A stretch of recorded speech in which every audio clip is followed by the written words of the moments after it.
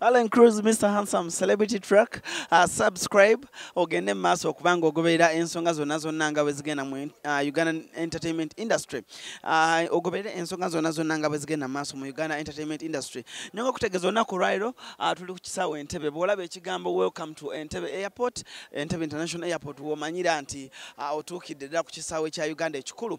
Olunaku olwaleero buli lwondaba nga nyambadde akakooti kano nga nze ku airport, omanyanga nti ensonga ezigenda okwogerebwako z'abakulu abayina ekyokugamba eggwanga. Olunaku lwaleero tuli ku kisaawe Entebbe, tugenda kuba turecevinga mwana muwala Emmanuella ayina show ku lunaku olw'omukaaga ku Serena Hotel. So gwe abadde tamanyi kikigenda kubeera mu Uganda, emboozi eza Rema ne Kezo tusooke tuziteeke emabbali, tusooke tuwe attention eri mwana muwala Emmanuella. Atuuka essaawa zigenda kubeera 5:30, so tugenda okuba nga tumupikinga. Alan Cruz, Mr. Handsome, wendi nnyo okuba nga nkuwa ensonga zonna zonna nga bwe zigenda okubeera. Bwe tunaafuna obudde tujja kunyumyamukko naye atubuulire kino ne kino. Naye nga tovaawo subscribinga wansi awo, twagamba tulina ne channel yaffe ey'okubiri Rock TV Uganda, naye ogenda no subscribing nga tulina okusaayo emboozi ez'enjawulo. Tovaawo Alan Cruz, Mr. Handsome, alongside Devosh. Tovaawo Celebrity Track. Abatulaba tumweyabale nnyo okutulaba, tuli wano ku kisaawe Entebbe. Omulamu omukulu ogutulese ku kisaawe Entebbe, nze bakulu Mpaji Jackson abasinga mu manyi lya Dr. Kwefulukuta. Mwebale nnyo okutuwuliza na kutwagala. Olwaleero tuli wano ku kisaawe Entebbe tunoonye Emmanuella, omu ku bakomedian abakyasinze okuba ab'amaanyi, kyokka ate nga ye ekyenjawulo kyalina nti mwana myaka kati agenda kuweza 10, akyali mwana. Gwe tulinze wano olunaku olwaleero ne ttiimu ye yonna azze nayo, Anti-Success ne Mark Angel ne crew yabwe yonna bazze nayo olunaku olwaleero. So tuli wano ku kisaawe Entebbe tubalinze, naye nga ensonga lwaki twabasazeewo tubaleete ffe nga batesitesi. Tukyalina ekizibu wano mu mawanga agakyakula. Mawanga gali agakula bo baatuyitako dda. Ebitone by'abaana babizuula bikyali bito, mulaba Lionel Messi n'abalala mugenda okusoma profile yaabwe nga batandikidde ddala nga bato. Naye ffe wano omwana abeera mu bitabo agenda okumaliriza okusoma nga tamanyi kikyazzaako, kyokka ng'alina talanta. So twaleese omwana ono asikirize bato banne. Kyekisooka nabo bamanye nti ne ku myaka emito kuba ye yatandika wa myaka 5, manye nti ne ku myaka emito osobola okubaako kyoba n'obeera ow'ettabbo.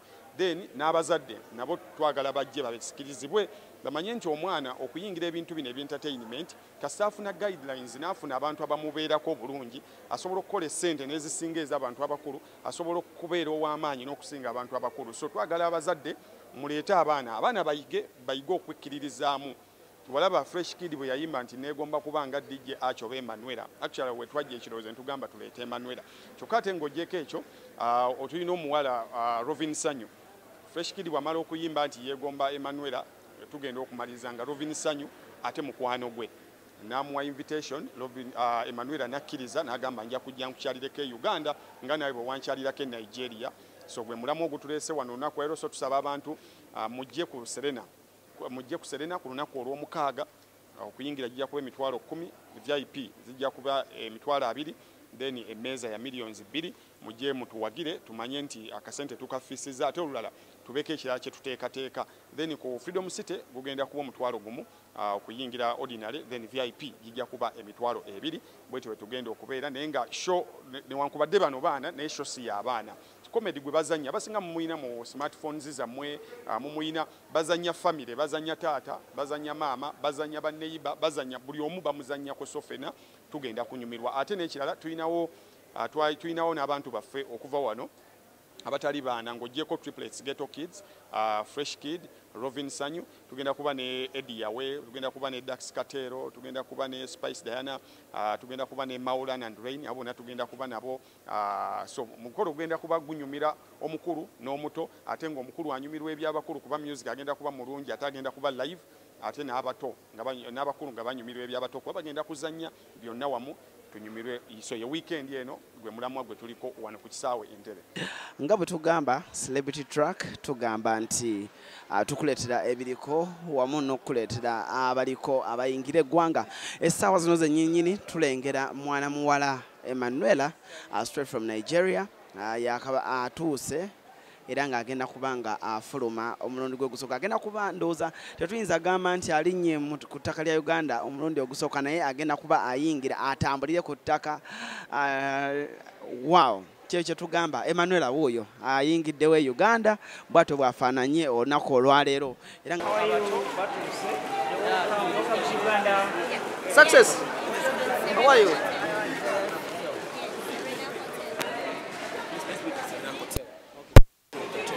Okay. Success. How are you? Can you please stop? They have to give you.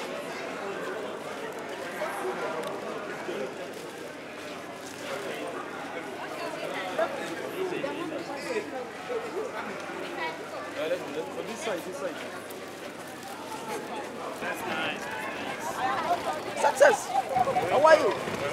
Are you good? Welcome to Uganda.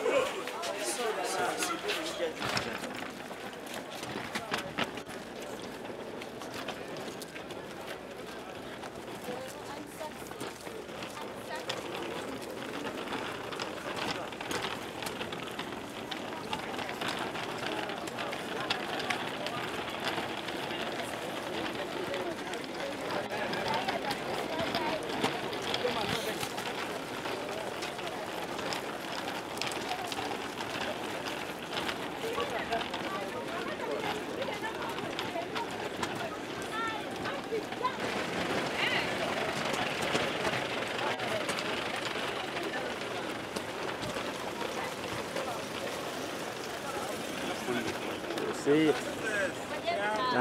Danny.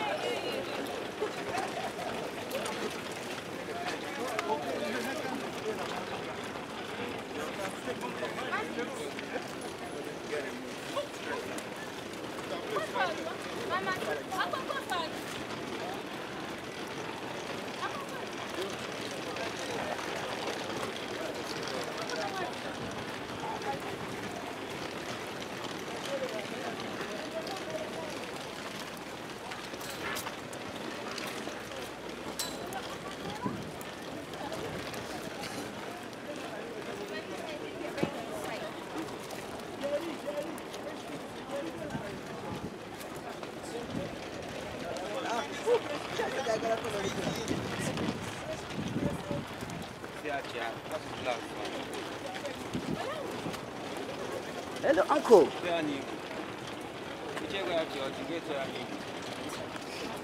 Uncle, how are you, uncle? How are you? Oh, welcome to Uganda. Thank you so much. Thank you.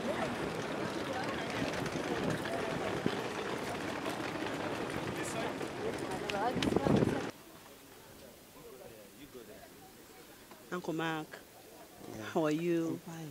Welcome to Uganda. Thank you. What should the Ugandans expect? It's happiness that we brought now. Oh. Happiness. Sorry? Happiness. Happiness.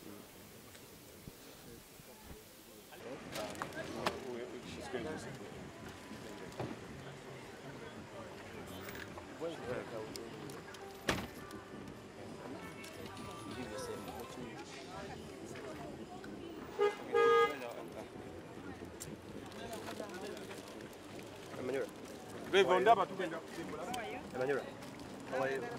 How do you feel to be in Uganda here? Huh? How do you feel to be here in Uganda, your first time? Success. And Success, how are you? Welcome to Uganda.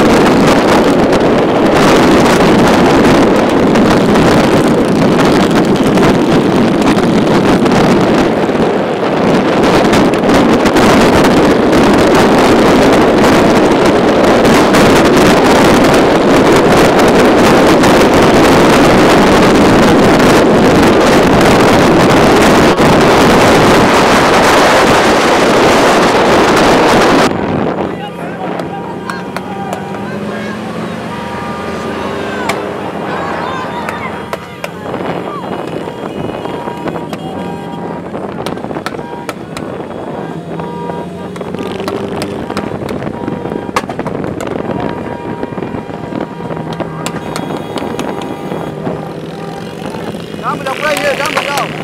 Au. Bora bora.